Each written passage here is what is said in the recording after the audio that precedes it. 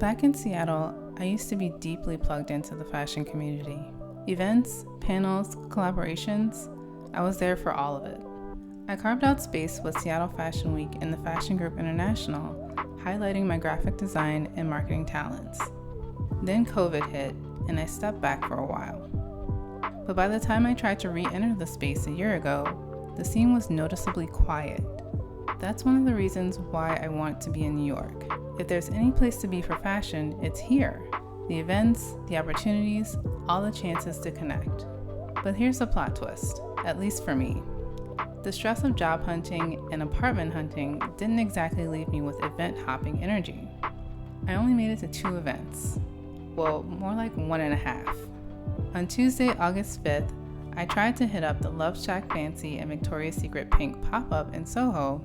Just an easy afternoon after grabbing some Starbucks for a stroll in one of my favorite neighborhoods, thinking I could just pop by for a minute. Instead, I found myself at the back of the line that wrapped around the block. Literally, the end of the line was near the front door of the pop-up. To my knowledge, the doors opened at noon, but at 12:20, the line hadn't moved much, and I started questioning all my life choices. 5 minutes after that, I bailed. These New York lines are not for the weak. On Tuesday, August 12th, I was out the door by 6:30 a.m. for the It Girl Walk hosted by Miss Empower in Central Park. Thinking I could just walk from Hell's Kitchen to the front steps of the Met Museum was a rookie mistake. I nearly turned around at Columbus Circle, but I managed to push through. And I'm glad I did.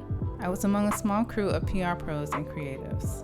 And by the end, a few of us grabbed coffee at Ralph's on Madison Avenue and breakfast at St. Ambrose further on the Upper East Side. By the time I made it back to my room just before noon, I had already walked almost 18,000 steps.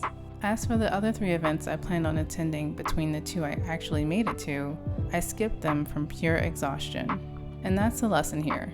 Yes, New York is full of opportunities, but showing up takes energy. And if you're not grounded, the city will drain you before you even get out the door. I reminded myself this is what I came for, to see how I fit into the city. And while I didn't attend every event on my calendar, I have more clarity about how to carve out space for myself.